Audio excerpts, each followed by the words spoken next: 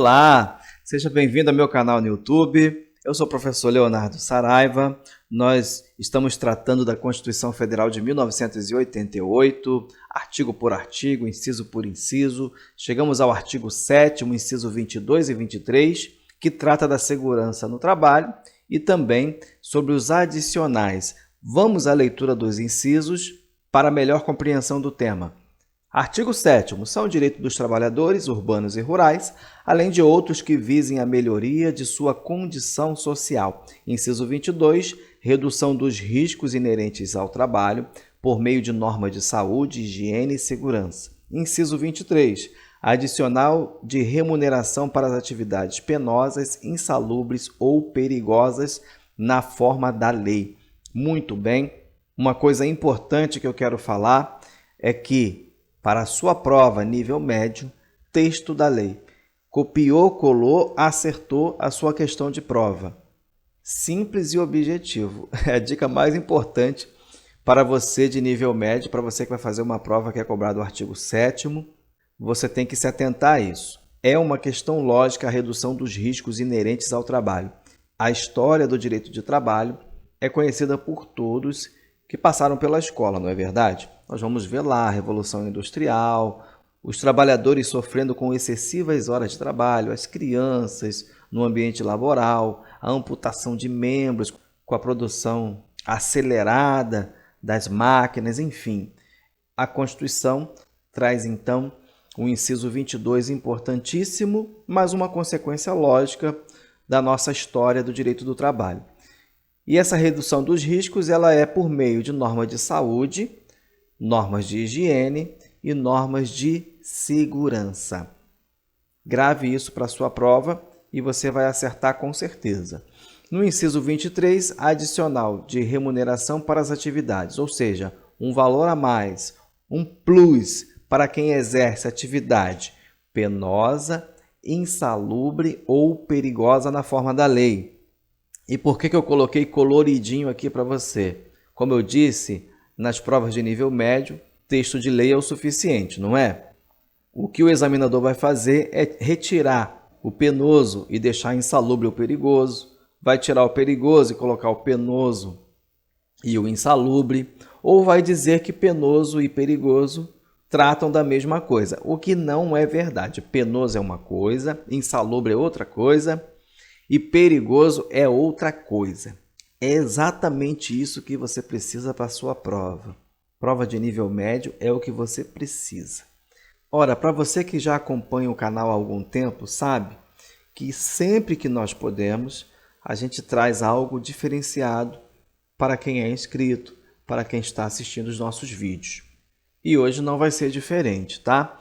Para quem vai fazer prova de nível superior, vamos zerar aqui, tá? Os grifos, para quem vai fazer prova de nível superior. No inciso 22, a gente tem uma série de princípios que a gente pode relembrar. Tudo bem, alguns desses princípios são referentes ao direito do trabalho e nem sempre vão ser cobrados em sua prova, tá?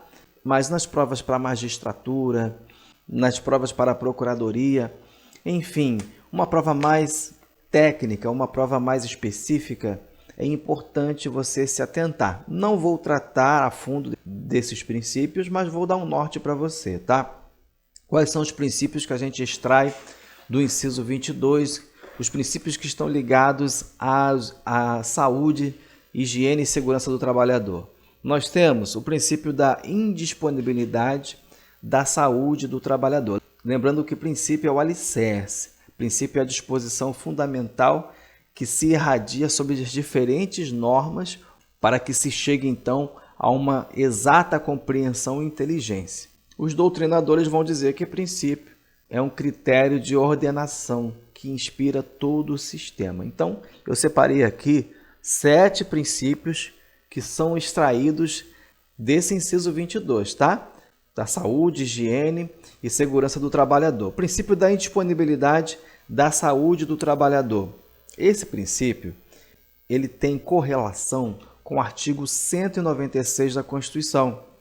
Lá no título 8 da Ordem Social, capítulo 2 da Seguridade Social, seção 2, a saúde. A saúde é um direito de todos e dever do Estado. Aí vai dizer, garantido mediante políticas sociais, econômicas que visem a redução do risco de doença e de outros agravos e ao acesso universal e igualitário às ações e serviços para a sua promoção, proteção e recuperação. Ou seja, o princípio da indisponibilidade da saúde do trabalhador, ele se fundamenta na constatação com matriz constitucional de que as normas de medicina, segurança do trabalho, são parcelas imantadas por uma tutela de interesse público. Ou seja, a saúde do trabalhador não pode ser diminuída em nenhum segmento econômico profissional. Até porque isso afrontaria o princípio da dignidade da pessoa humana. Nós vimos lá, no artigo 1º, inciso 3, e também a valorização do trabalho, artigo 170 caput da Constituição Federal. Em termos práticos, tá? A Convenção da OIT, número 155, ratificada pelo Brasil, no artigo 5º, a linha E, vai dizer que o termo saúde, com relação ao trabalhador, abrange não só a ausência de afecção ou de doenças, mas também os elementos físicos e mentais que afetam a saúde e estão diretamente relacionados com a segurança e higiene do trabalho. A segurança visa proteger a integridade física do trabalhador. A higiene tem por objetivo o controle dos agentes prejudiciais no ambiente laboral para a manutenção da saúde no seu amplo sentido. Tá? Nós vamos ver, inclusive, mais à frente, na ordem social, que os artigos 193 até 204 da Constituição revelam uma preocupação que o legislador constituinte teve em programar um complexo ideário para o entendimento desse direito indisponível que é a saúde, tá? Bom, o segundo princípio que eu quero destacar é o princípio do risco mínimo regressivo. E esse princípio tem a sua fonte exatamente aqui no artigo 7º, inciso 22, que trata da redução dos riscos inerentes ao trabalho por meio de normas de saúde, higiene e segurança. O propósito desse princípio é a redução máxima dos riscos, a eliminação dos agentes prejudiciais, mas, é claro, existem situações que isso é tecnicamente inviável. O empregador, então, terá, pelo menos, que reduzir a intensidade do agente prejudicial para o território das agressões toleráveis. Olha só que palavras bonitas eu estou dizendo hoje, hein? É o caso, por exemplo, dos aeroportos. Você tem ali o barulho da aeronave, termos práticos, tá? E aí você pode eliminar o barulho da aeronave? Você precisa dos trabalhadores para trabalhar perto da aeronave, não é verdade? O que você pode fazer? Dar um protetor auricular. Você está reduzindo os riscos, tá? E nós temos também o princípio da retenção do risco na fonte. Esse está intimamente ligado ao princípio anterior. Ou seja, a prioridade está voltada para as medidas de prevenção, eliminando ou controlando o risco. Em vez de se concentrar apenas no equipamento individual de proteção, podemos pensar também na eliminação do risco na fonte. Um exemplo bom para isso é a questão dos motoristas de ônibus. Antigamente, você que já viveu um tempinho a mais, assim como eu, não é verdade? Você viveu e viu, talvez na sua cidade até tenha ainda, aqueles ônibus com aquele motor dianteiro que fazia um barulho estrondante, não é verdade? Os motoristas de ônibus sofriam com aquela situação e poderiam, como no exemplo do aeroporto que eu disse, usar um protetor auricular. Mas, com a evolução, como estão os ônibus hoje? Silenciosos, alguns com ar-condicionados, ou a sua grande maioria. E esse risco ele foi como? Eliminado na fonte. É só um exemplo básico para você gravar esse princípio, tá? Princípio da retenção do risco na fonte. Princípio da adaptação do trabalho ao homem. Ora, nós vamos ver que por muito tempo, lá atrás, o homem era adaptado ao trabalho. Aconteceu por vezes a amputação de trabalhadores, de braço, perna. Você vai ver na história, você viu nos livros da sua escola, Inclusive, há um filme de Charlie Chaplin chamado Tempos Modernos. Ele vai retratar um trabalhador em colapso nervoso por ter um ritmo frenético e estressante de trabalho, repetitivo e desumano na linha de produção de uma fábrica. No filme, inclusive, o trabalhador vai parar em um hospício. É mais uma analogia para você gravar, tá? O princípio da adaptação do trabalho ao homem é o seguinte, em termos práticos é o seguinte, o que antes era para o homem se adaptar ao trabalho, agora o trabalho deve ser adaptado para o homem, para o ser humano, para que ele possa exercer com segurança, dignidade, ou seja, o que deve ser considerado no ambiente de trabalho é o homem, depois os equipamentos, as condições de trabalho e os métodos de produção. A base é essa, tá? Esse princípio tem fundamento também no artigo 5º da Convenção número 155 da OIT, que vai dizer a política a qual se faz referência no artigo 4º da presente Convenção, política nacional coerente em matéria da saúde e segurança dos trabalhadores e o meio ambiente de trabalho, deverá levar em consideração as grandes esferas de ação que se seguem, na medida em que possa afetar a segurança e a saúde dos trabalhadores e o meio ambiente de trabalho. Próximo princípio é o princípio da instrução. Esse é fácil de você gravar, tá? A instrução nada mais é do que a indicação da forma como se utilizar algo, o conjunto de conhecimentos ou saber. Então, o princípio da instrução, ele tem esse sentido, o sentido de informar, delinear, conceber a ideia, dar forma, moldar na mente, instruir, treinar, capacitar, habilitar, qualificar.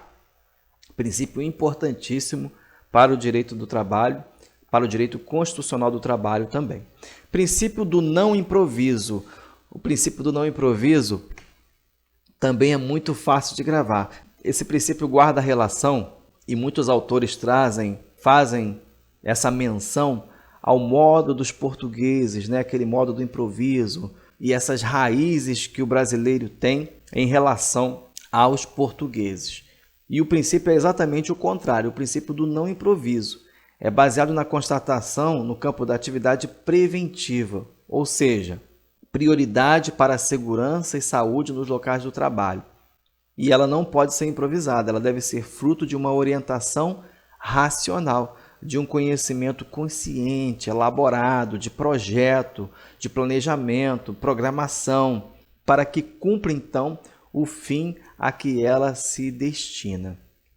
Também foi extraído das convenções da OIT, mas a principal delas é a 148, que no seu artigo 15 determina: segundo as modalidades e nas circunstâncias que a autoridade competente determinar, o empregador deverá designar uma pessoa competente ou recorrer a um serviço especializado, exterior ou comum, a várias empresas, para que se encarregue das questões de prevenção e limitação da contaminação do ar, o ruído e as vibrações no lugar de trabalho.